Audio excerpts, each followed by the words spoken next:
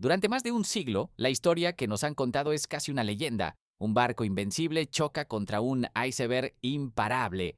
Pero y si les digo que la historia real es mucho más compleja. El iceberg no fue una sentencia de muerte inevitable.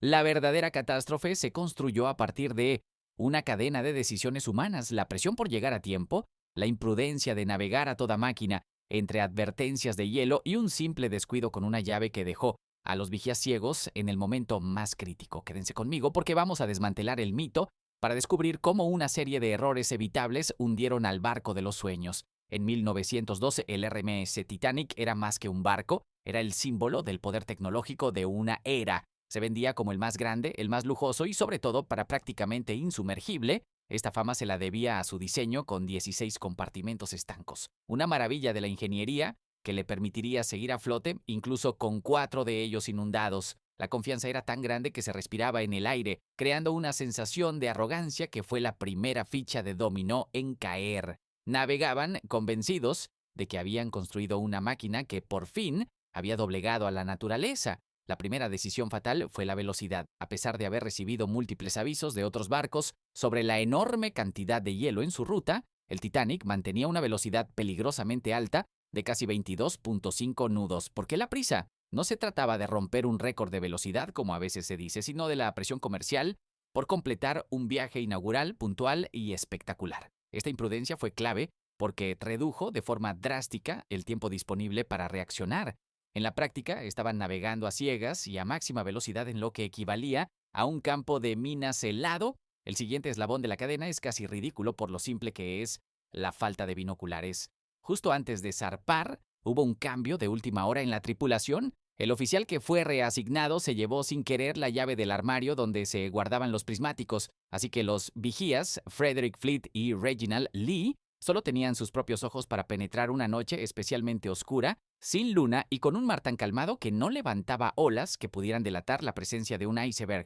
El propio Fleet testificó más tarde que, de haber tenido los binoculares, habrían visto el peligro mucho antes, dándole al barco el tiempo que necesitaba para maniobrar. Aunque algunos historiadores debaten si hubieran sido suficientes, es innegable que su ausencia fue un factor crítico.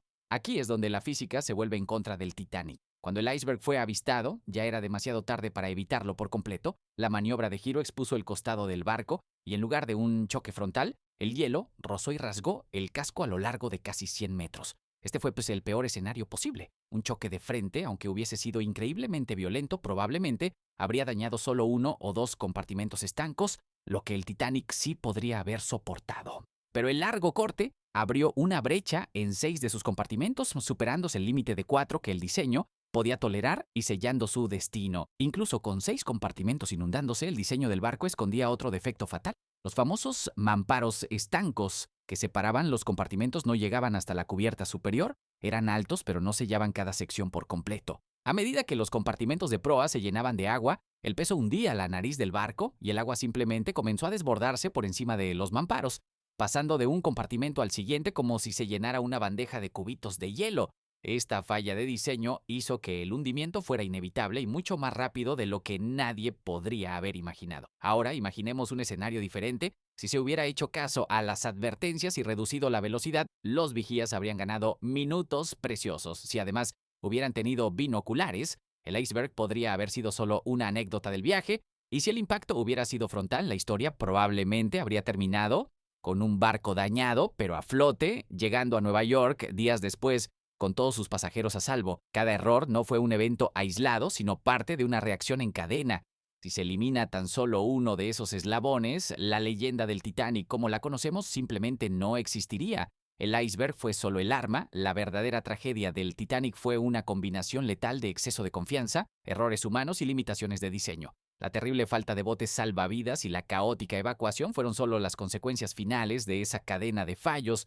Al final, la historia del Titanic no es la de un barco invencible, sino un recordatorio de nuestra propia falibilidad y de cómo decisiones que parecen pequeñas pueden tener las consecuencias más devastadoras. Hay muchísimos más secretos y debates en torno a esta historia. ¿Qué otra parte del naufragio te causa más intriga? Déjamelo saber en los comentarios y no olvides suscribirte para seguir descubriendo el lado oculto de la historia.